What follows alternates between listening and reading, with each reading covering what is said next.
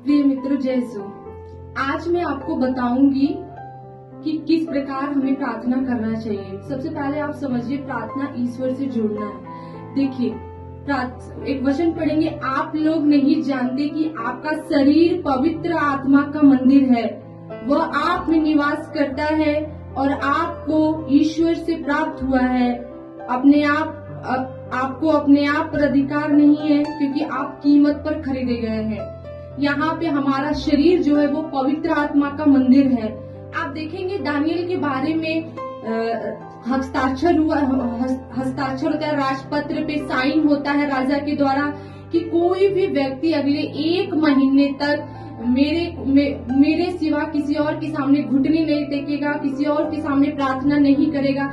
लेकिन दानियल एकमात्र ऐसा विश्वासी, निर्दोष, धार्मिक मनुष्य था जिसने राज आज्ञा का पालन नहीं किया। उसने अपने रूम में जाता है, अपने कोठी में जाता है, घुटने टेकता है, प्रार्थना करता है।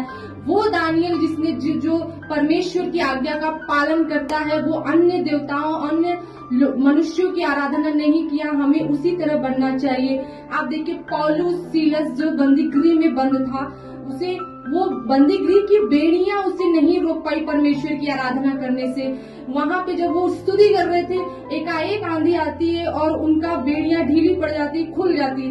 तो देखिए प्रिय मित्रों, हमें दानियल जो परमेश्वर की आराधना और स्तुति के लिए उसे कोई नहीं रोक पाया, न मनुष्य की आज्ञा, न राजा का आज्ञा, कोई नहीं, क्योंकि वो एक ऐसा बंदा था जो परमेश्वर से जुड़ता था, परमेश्वर की आराधना करता था। आप जानते हैं उसके बाद क्या हुआ? उसे भूखे शेर के गड्ढों में डाल दिया जाता है। वहां पे जब सुबह होता है, वो राजा आता है, बोलता है, दानियल क्या तुम जीवित हो? तो दानियल कहता है, राजा देखिए, मेरे परमेश्वर ने स्वर्गदूतों को भेजकर शेरों को मुंह को बंद कर दिया है, मैं जीवित हूँ। तब देखिए किस प्रकार दानियल को भूखे शेर के गड्ढों में से परमेश्वर अपने दूतों को भेजकर उसकी रक्षा करता है। सीलस, पौलुस जो बंदीगृह में डाले गए थे, उसने परमेश्वर की आराधना करना नहीं छोड़ा, स्तुति करना नहीं छोड़ा।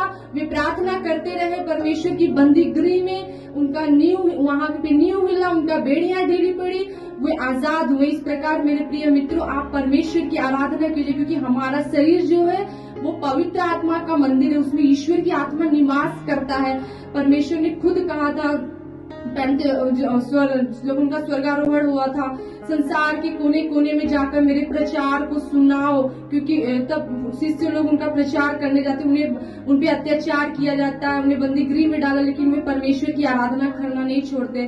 तो इस प्रकार मेरे प्रिय मित्रों, आप परमेश्वर से जुड़े रहिए, परमेश्वर की आशीषों में आगे बढ़ते रहिए, उससे प्रार्थना करते रहिए। दानियल की तरह, सीलस, पौलुस की तरह आपको कोई भी बंधन रोक नहीं सकती परमेश्वर की आराधना और स्तुति करने से। जय सो।